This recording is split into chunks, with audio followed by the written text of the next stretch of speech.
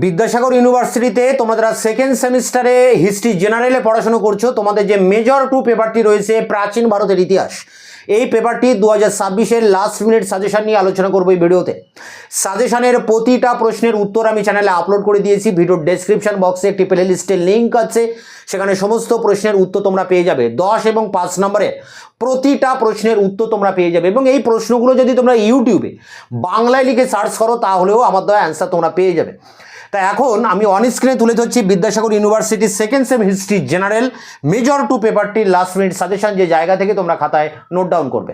বিদ্যাসাগর ইউনিভার্সিটির second sem history general major 2 suggestion 2026 marks 10 10 নম্বরের প্রশ্নের জন্য যেগুলো করবে, সিন্ধু বা হরপ্পা সভ্যতার বৈশিষ্ট্য অর্থাৎ নগর পরিকল্পনাকে উল্লেখ করে হরপ্পা সভ্যতার বৈশিষ্ট্য আলোচনা করতে হবে। 2 হরপ্পা সভ্যতার পতনের কারণগুলি আলোচনা করো। হরপ্পা সভ্যতার আর্থিক ও ধর্মীয় জীবন আলোচনা করো। আর্যদের আদি বাসস্থান সংক্রান্ত বিতর্ক ও মতবাদ আলোচনা করো।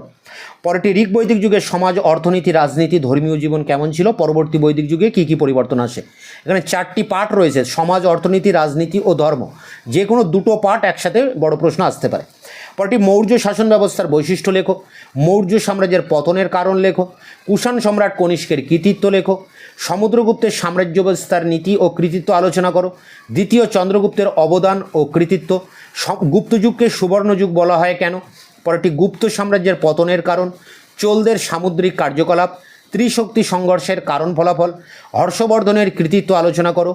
গৌতমীপুত্র সাতকর্ণীর কৃতিত্ব আলোচনা করো, এবং কুষাণদের সমাজ সংস্কৃতি ও অর্থনীতির বর্ণনা। তোমাদের এই পেপারটি অনেক বড়, অনার্সের দুটো পেপার একসাথে নিয়েই তোমাদের এখানে একটা পেপার করা হয়েছে।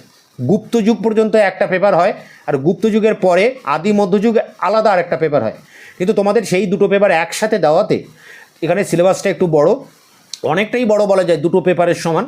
তাই এখানে কিছু প্রশ্ন একটু বেশিই আছে, বড় প্রশ্ন। 17টা প্রশ্ন রয়েছে এখানে, তোমরা প্রথম দিক থেকে 10-12টা প্রশ্ন পড়বে, তার মধ্যেই কমন পেয়ে যাবে। এই সমস্ত প্রশ্নের উত্তর চ্যানেলে আপলোড করা আছে, ভিডিওর ডেসক্রিপশন বক্সে তার লিঙ্ক দেওয়া আছে। মার্কস 5 5 নম্বরের টিকার জন্য সিন্ধু সভ্যতার সঙ্গে বৈদিক সভ্যতার তুলনা, বৈদিক যুগে নারীদের অবস্থা, ষোড়শ মহাজনপদ, কৌটিল্যের অর্থশাস্ত্র, মেগাসনিসের ইন্ডিকা, অষ্টাঙ্গিক মার্গ, বৌদ্ধ ও জৈন ধর্মের পার্থক্য, ভূদান বা অগ্রহার ব্যবস্থা, অশোকের ধর্মের বৈশিষ্ট্য, স্কন্দগুপ্তের ভিতারি লেখ, অশোকের কলিঙ্গ আক্রমণের তাৎপর্য, গান্ধার শিল্পের বৈশিষ্ট্য, মৌর্য সাম্রাজ্যের পতনে অশোক কতটা দায়ী, কৈবর্ত বিদ্রোহ, মাৎস্য ন্যায়, বাণভট্টের হর্ষচরিত, প্রতিবাদী ধর্ম আন্দোলনের প্রেক্ষাপট। শেষ প্রশ্ন, পাল ও সেন যুগের সাহিত্য। তোমাদের 5 এবং 10 দুটি নাম্বারের ক্ষেত্রেই আমি এখানে 17টা করে প্রশ্ন রেখেছি। তোমরা প্রথম দিক থেকে 10-12টা করে প্রশ্ন পড়বে, আশা করি তার মধ্যেই কমন পেয়ে যাবে। এই সমস্ত প্রশ্নের উত্তর চ্যানেলে আপলোড করা আছে, ভিডিওর ডেসক্রিপশন বক্সে তার লিঙ্ক দেওয়া আছে। দেখা হচ্ছে অন্য ভিডিওতে।